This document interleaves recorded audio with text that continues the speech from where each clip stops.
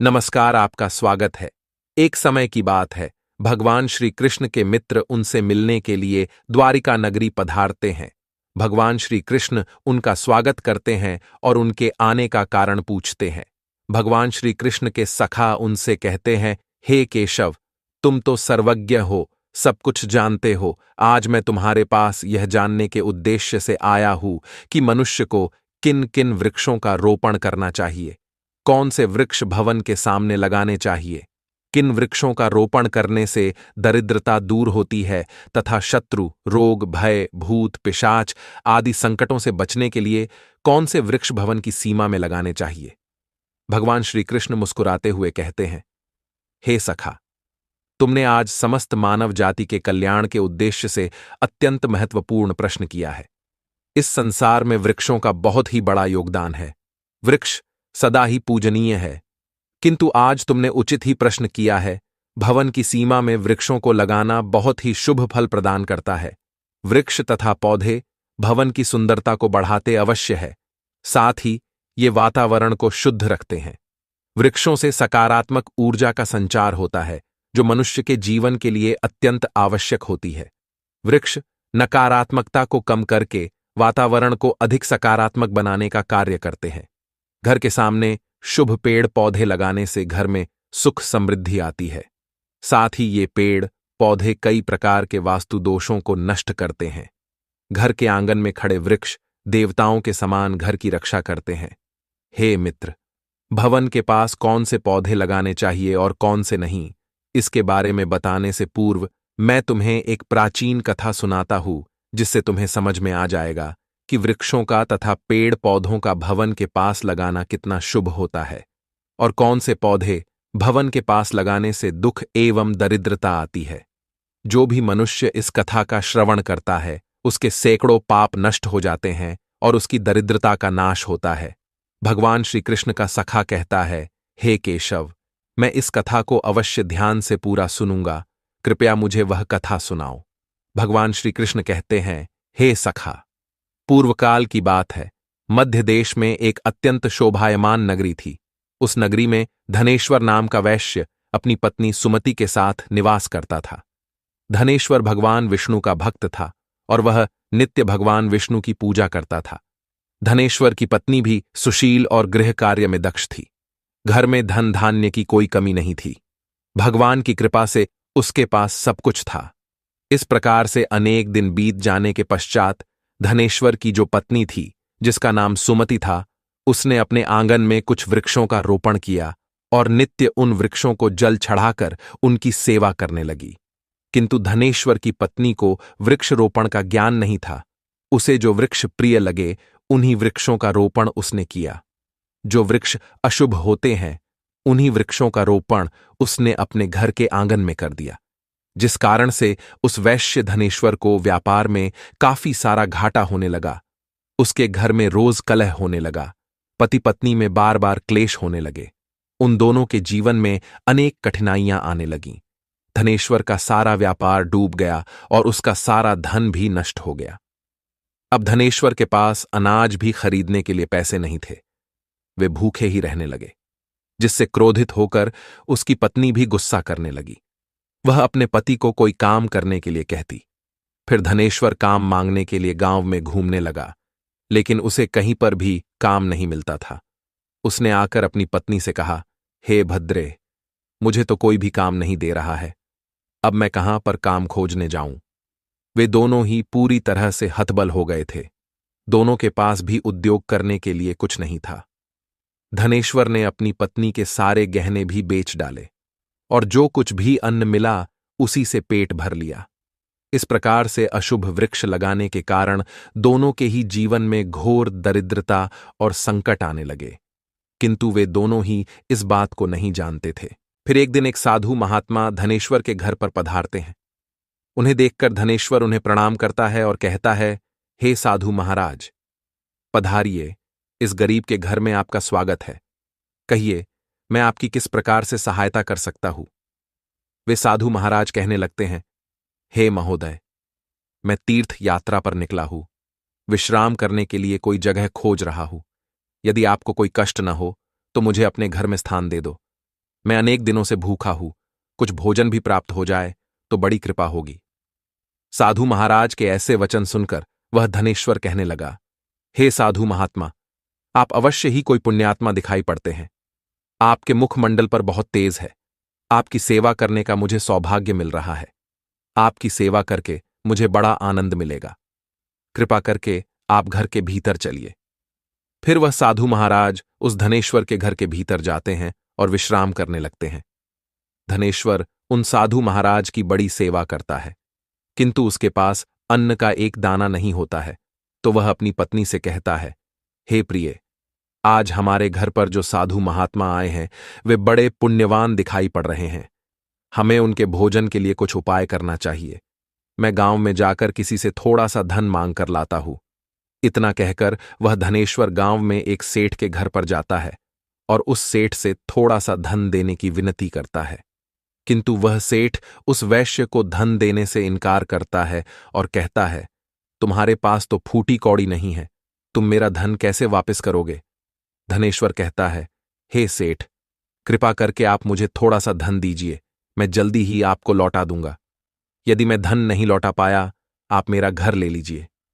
धनेश्वर की बात सुनकर उस सेठ को उस पर थोड़ी दया आती है और वह उसे धन देते हुए कहता है, हे वैश्य, यदि तुमने धन नहीं लौटाया तो तुम स्वयं ही मुझे अपना घर सौंप दो। धनेश्वर कहता है, हे सेठ, मैं वचन देता हूं, यदि मैंने धन नहीं लौटाया तो मैं आपको मेरा घर सौंप दूंगा। फिर धनेश्वर उस सेठ से धन लेकर बाजार से दूध, चावल, सब्जी, आटा, शक्कर आदि चीजें खरीद लेता है और लौटकर अपने घर आ जाता है। फिर वह अपनी पत्नी से कहता है, हे प्रिय, तुम उन साधु महात्मा के लिए भोजन बनाओ। फिर धनेश्वर की पत्नी भोजन बनाती है और उन साधु महात्मा को भोजन परोसती है। इस प्रकार से उस धनेश्वर की भक्ति और निष्ठा को देखकर वे साधु महाराज बहुत प्रसन्न हो जाते हैं। भोजन हो जाने के पश्चात वे जाते जाते उस धनेश्वर से कहते हैं, हे वैश्य, मैं तुम्हारी भक्ति और आदर सम्मान से अत्यंत प्रसन्न हूं। तुम्हारी जो भी कामना है मुझे बताओ, मैं अवश्य पूरी करूंगा। तब वह धनेश्वर कहता है, हे महात्मा, आपका आशीर्वाद ही हमारे लिए सब कुछ है, किंतु मैं आपसे यह जानना चाहता हूं कि किस पाप के कारण मुझे दरिद्रता का दुख भोगना पड़ रहा है। हमने तो भगवान विष्णु की भक्ति की है, फिर हमारे जीवन में दरिद्रता क्यों आई है? इसका क्या कारण है? और इस दरिद्रता को दूर करने के लिए मुझे क्या उपाय करना चाहिए? फिर वह साधु महात्मा कहते हैं, हे वैश्य, मैं जब तुम्हारे द्वार पर आ गया था तभी मुझे यह झांत हो गया था कि तुम्हारे जीवन में घोर दरिद्रता और संकट आए हुए है। क्यों कि तुम्हारे भवन के सामने जो वृक्ष है वे ही तुम्हारी दरिद्रता के कारण है। इसीलिए तुम इन वृक्षों को हटाकर उनके स्थान पर शुभ पौधों का रोपण करो। तुम्हारी पत्नी ने तुम्हारे भवन के सामने जिन वृक्षों का रोपण किया है वे अशुभ वृक्ष हैं, उन्हीं के कारण तुम्हारी ऐसी दुर्दशा हुई है। धनेश्वर कहते हैं, हे महात्मा, कृपा करके मुझे बताइए कि घर के सामने कौन से वृक्ष लगाने चाहिए जिससे घर में सुख समृद्धि हो, और कौन से वृक्ष नहीं लगाने चाहिए।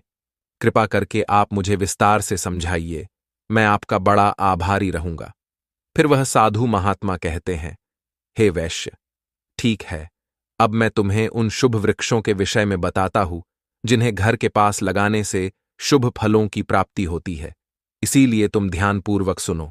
हे वैश्य, किसी जलाशय के समीप पीपल का वृक्ष लगाने वाले मनुष्य को जो फल मिलता है वह सैकड़ों यज्ञों के समान होता है। जब पीपल के पत्ते उस जलाशय में गिरते हैं तो वे पिंड के समान होकर पितरों को तृप्ति प्रदान करते हैं। इससे सभी प्रकार के पितृ दोष समाप्त हो जाते हैं। जो मनुष्य नित्य स्नान करके पीपल को स्पर्श करता है वह सभी पापों से मुक्त होता है और कभी पराजित नहीं होता है। पीपल को स्पर्श करने से लक्ष्मी की प्राप्ति होती है और उसकी प्रदक्षिणा करने से आयु में वृद्धि होती है। पीपल की जड़ में श्री विष्णु, तने में शिवजी और अग्रभाग में ब्रह्मा जी स्थित रहते हैं। अमावस्या के दिन पीपल को प्रणाम करने से जो फल मिलता है वह 1000 गाय के दान के बराबर होता है। इस संसार में पीपल के समान कोई वृक्ष नहीं है। साक्षात श्री हरि इस वृक्ष के रूप में पृथ्वी पर विराजमान है। पीपल के वृक्ष को चोट पहुंचाना अथवा उसकी टहनी तोड़ना महापाप माना गया है। ऐसा मनुष्य एक कल्प तक नरक में रहता है, और जो पीपल को जड़ से काटता है उसका कभी नरक से उद्धार नहीं होता है। हे वैश्य, अब मैं तुम्हें दूसरे वृक्ष के बारे में बताता हूं। आंवले का फल समस्त लोकों में प्रसिद्ध और परम पवित्र है। आंवले को लगाने से स्त्री और पुरुष जन्म मृत्यु के बंधन से मुक्त हो जाते हैं। यह पवित्र फल भगवान विष्णु को अत्यंत प्रसन्न करने वाला एवं शुभ माना गया है। इसको खाने से सभी पापों से मुक्ति मिलती है। आंवला खाने से आयु बढ़ती है, उसका जल पीने से रोगों का नाश होता है, और आंवले को जल में मिलाकर स्नान करने से दरिद्रता दूर हो जाती है और सभी प्रकार के ऐश्वर्य प्राप्त होते हैं। जिस घर में आंवला सदा मौजूद रहता है उस घर में कभी दैत्य और राक्षस नहीं आते हैं। एकादशी के दिन अगर आंवला मिल जाए तो संसार के सभी तीर्थों से बढ़कर फल प्राप्त होता है। अपने केश में आंवला लगाने वाला फिर से मृत्युलोक पर जन्म नहीं लेता है। जिस घर के सामने आंवले का वृक्ष होता है वहां पर साक्षात लक्ष्मी नारायण निवास करते हैं। तीसरा है अशोक का वृक्ष। अशोक के वृक्ष में अप्सराओं का निवास होता है। यह वृक्ष शोक का नाश करने वाला तथा निराशा को समाप्त करने वाला होता है। इस वृक्ष को घर के पास लगाने से घर में सुख शांति बनी रहती है। अशोक का वृक्ष शीतलता और यौवन प्रदान करने वाला होता है।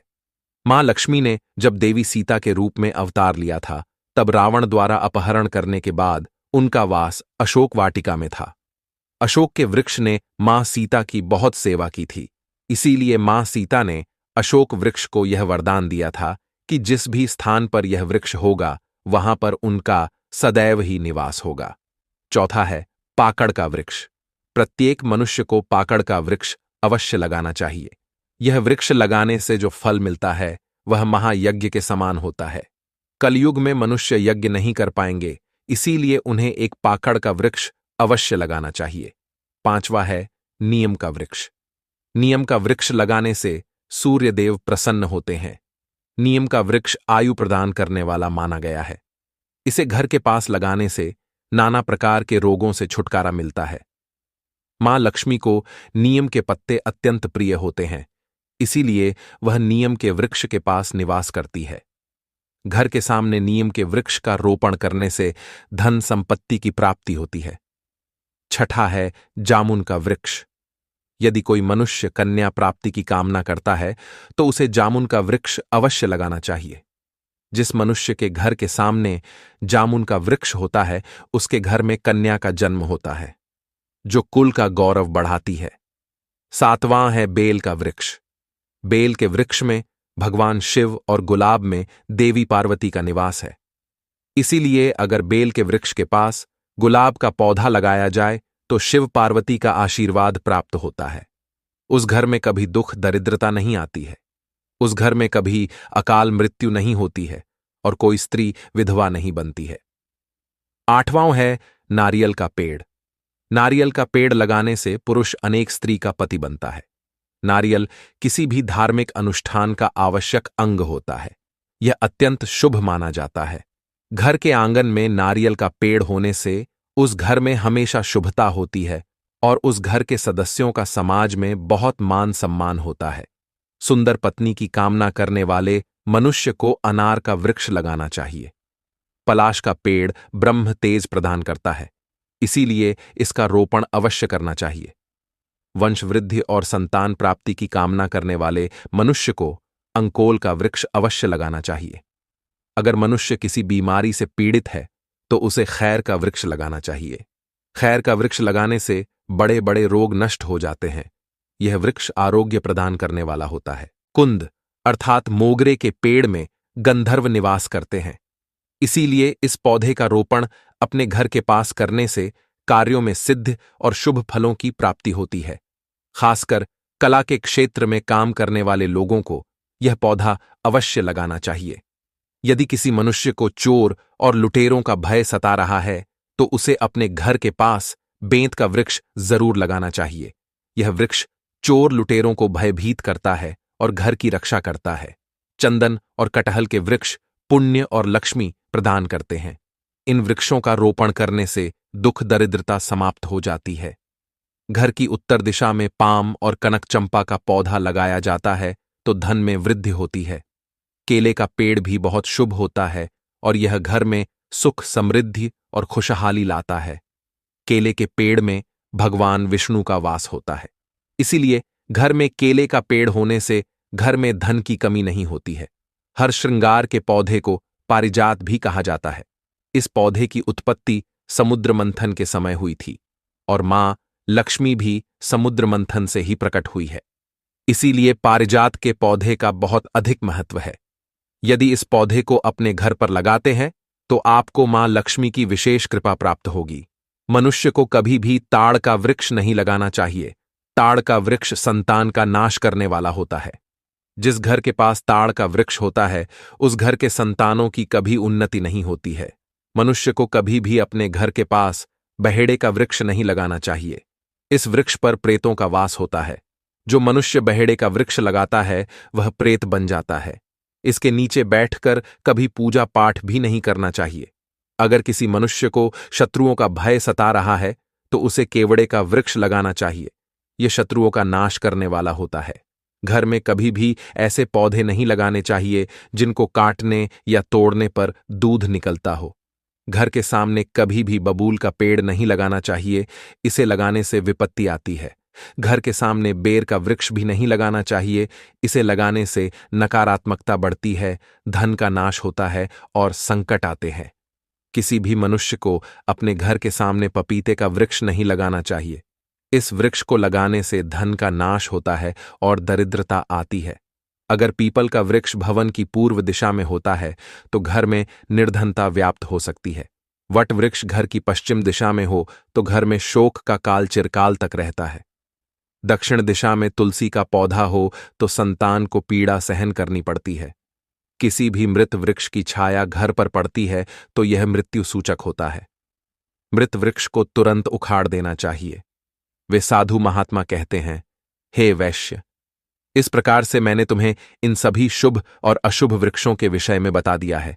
इसीलिए तुम इन वृक्षों का रोपण करो और भगवान की कृपा को प्राप्त करो। वह धनेश्वर कहता है, हे महात्मा, आपने आज मुझे उत्तम ज्ञान दिया है, मैं आपका धन्यवाद करता हूं। फिर वे साधु महात्मा धनेश्वर को आशीर्वाद देकर उस स्थान से अंतर्ध्यान हो जाते हैं।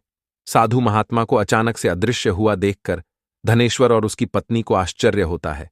फिर उन्हें समझ में आ जाता है कि साक्षात भगवान विष्णु ही उनके घर पर आए थे। फिर धनेश्वर उन साधु महात्मा के कहे अनुसार अपने घर के सामने अनेक शुभ वृक्षों का रोपण करता है, जिससे अचानक ही उसे बहुत सारे धन की प्राप्ति होती है और उसकी दरिद्रता दूर हो जाती है। धनेश्वर और उसकी पत्नी भगवान विष्णु का धन्यवाद करने लगते हैं। भगवान श्री कृष्ण कहते हैं, हे सखा, इस प्रकार से मैंने तुम्हें शुभ और अशुभ दोनों प्रकार के वृक्षों के बारे में बताया है। अब तुम भी जाकर अपने भवन के पास इन वृक्षों का रोपण करो। तो दोस्तों, इस प्रकार से भगवान श्री कृष्ण ने भवन के पास लगाए जाने वाले शुभ और अशुभ वृक्षों के बारे में बताया है। उम्मीद है आपको यह कथा पसंद आई होगी। जानकारी अच्छी लगी तो वीडियो को लाइक जरूर करें और कमेंट में जय श्री कृष्ण अवश्य लिखें। साथ ही चैनल को सब्सक्राइब करें। आप सभी का धन्यवाद।